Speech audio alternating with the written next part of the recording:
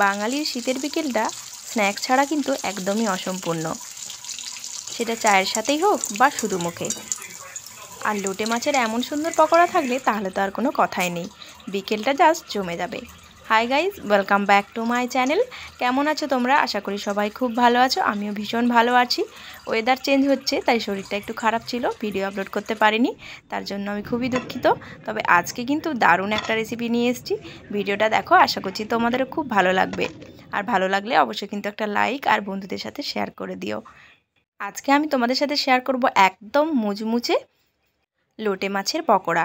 লোটে মাছের চপ তো তোমরা খেয়েছো, দোকানে যে চপগুলো আমরা কিনে খাই, কিছুক্ষণ রাখার পরেই কিন্তু চপগুলো নরম হয়ে যায়, কারণ মাছ থেকে অনেকটাই জল বেরোতে থাকে।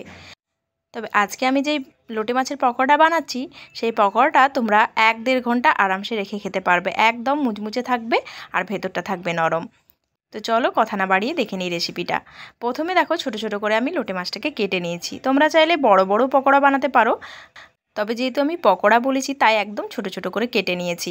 তো এইভাবে কাটলে মাছটা তাড়াতাড়ি সেদ্ধ হয়ে যাবে আর সুন্দরভাবে ভাজাও হবে। পরিমাণ মতো লবণ আর মাছের যে আঁশটে গন্ধ সেটাকে দূর করার জন্য আমি এখানে পাতিলেবু ব্যবহার করছি। তোমরা চাইলে ভিনেগার দিতে পারো, 1 চামচের মতো দিলেই হবে। এবার খুব ভালো করে মাখিয়ে 5 মিনিটের মতো ঢাকা চাপা দিয়ে দিলাম। এক্সট্রা যে জল আছে সেই জলটা এখন আমি ফেলে দিচ্ছি। যেই প্রসেসগুলো দেখাচ্ছি ফলো করবে, তাহলে কিন্তু পকোড়াগুলো দারুণ হবে। খেয়ে কেউ বলতেই পারবে না যে এটা চিকেন পকোড়া নাকি মাছের পকোড়া। এবার নেক্সট স্টেপে চলে যাব। এখানে আমি বেসন দিয়ে দিচ্ছি। এখানে আমার 5 থেকে 6 চামচের মতো বেসন লেগেছে। তোমরা তোমাদের মাছের পরিমাণ অনুযায়ী বেসনটা কম বেশি করে নিতে পারো।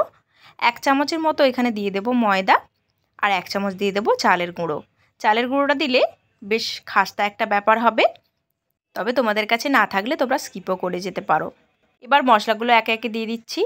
জিরে ও ধনে গুঁড়ো দিয়ে দিলাম ছোটো চামচের 1 চামচ, হলুদ গুঁড়ো দিয়ে দিলাম ছোটো চামচের 1/2 চামচ, আর লঙ্কার গুঁড়ো 1/2 চামচের মতো দিলাম। পরিমাণ মতো দিয়ে দিলাম লবণ, অল্প একটু গরম মশলা দিলাম।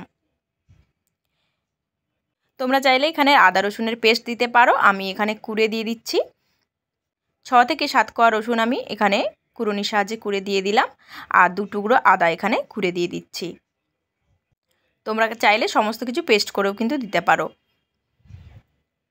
বিকেলবেলা চা কফির সাথে বা এমনি যে কোনো সসের সাথে তোমরা পরিবেশন করতে পারো, দারুণ লাগে। একবার অবশ্যই বাড়িতে ট্রাই করবে আর আমাকে জানাবে তোমাদের কেমন লেগেছে।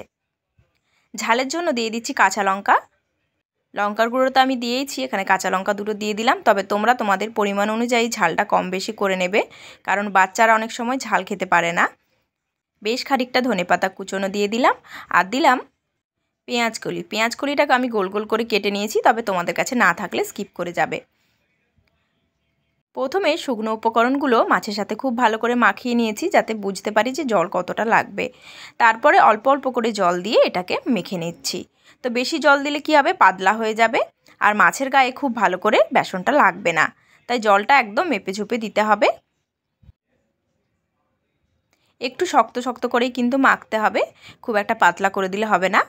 তো দেখো, ঠিক এইভাবে মেখে নিয়েছি আমি, দেখতেই পাচ্ছ। এবার যেটা অ্যাড করব সেটা হলো পেঁয়াজ। পেঁয়াজটা কিন্তু আমি আগে অ্যাড করিনি, তাহলে কী হবে, পেঁয়াজটা থেকে অনেকটা বেশি জল বেরিয়ে যাবে আর পকোড়াগুলো ভাজার সময় নরম হয়ে যাবে। তো পেঁয়াজটা দেওয়ার পরেই আমি ভাজবো, তাহলে একদম মুচমুচে হবে ব্যাপারটা। এবার খুব ভালো করে মাখিয়ে নিচ্ছি। এখানে বড় সাইজের একটা পেঁয়াজ আমি একদম ঝিরিঝিরি করে কেটে রেখেছিলাম, সেটাই মাখিয়ে নিলাম।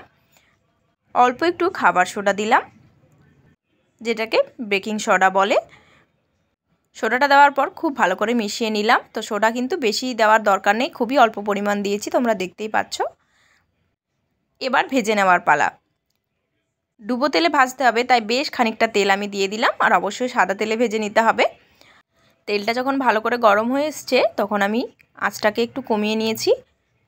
এবার বেসনের সাথে খুব ভালো করে মাছটাকে কোট করে নিয়ে এখানে দিয়ে দিচ্ছি।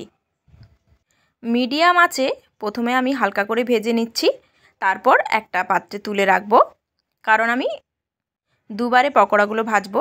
তাতে কি হবে, পকোড়াগুলো একদম মুচমুচে হবে আর ভেতরে মাছটা খুব ভালোভাবে সেদ্ধ হয়ে যাবে, আর মাছের মধ্যে থেকে একটুও গন্ধ বেরোবে না। দেখতেই পাচ্ছ, প্রথম পর্যায়ে আমার ভাজা হয়ে গেছে, খুবই হালকা করে ভেজে নিয়েছি।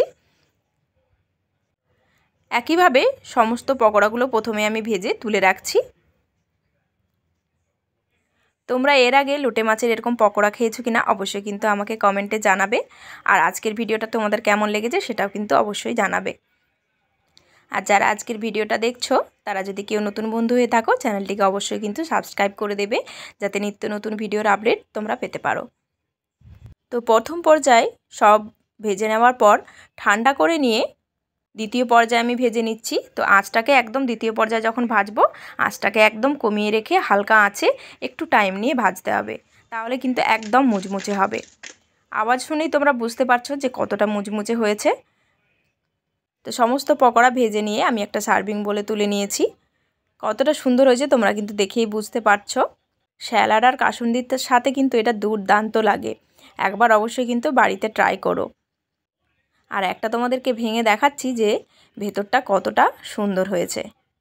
দেখতেই পাচ্ছ উপরটা একদম মুচমুচে আর ভেতরটা একদম নরম। তো আজকের মতো আসি, দেখা হবে নতুন কোনো রেসিপি নিয়ে।